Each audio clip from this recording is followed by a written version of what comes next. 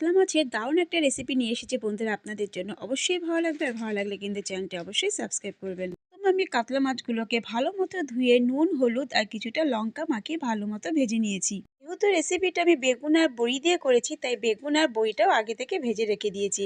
তারপরে একই তেলের মধ্যে গোটা গরম মশলা, আদা বাটা, লঙ্কা বাটা, টমেটো বাটা দিয়ে ভালো মতো আমি তেলের সাথে ফ্রাই করে নিয়েছি। তারপরে সমস্ত রকমের মশলা দিয়ে দিয়েছি পরিমাণ মতো, আর সামান্য পরিমাণ জল দিয়ে আমি মশলাগুলোকে ভালো মতো কষিয়ে নিয়েছি।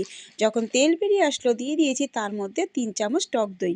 টক দই দিয়েও মশলার সাথে ভালো মতো কষিয়ে নিয়েছি। সে অবস্থায় আমি আগে থেকে ভেজে রাখা বেগুনগুলো মশলার সাথে দিয়ে ভালো মতো কষিয়ে নিয়েছি। যখন তেল বেরিয়ে আসলো মশলা থেকে তখন পরিমাণ মতো জল দিয়ে প্রায় 7 মিনিটের মতো ঝোলটাকে ফুটিয়ে নিয়েছি। তারপরে ভাজা মাছগুলো দিয়ে আরও 5 মিনিট রান্না করেছি। নামানোর আগে দিয়ে দিয়েছি কিছুটা কুচনো ধনেপাতা। ছোটরা মাছ খেতে না চাইলেও বন্ধুরা যদি এইভাবে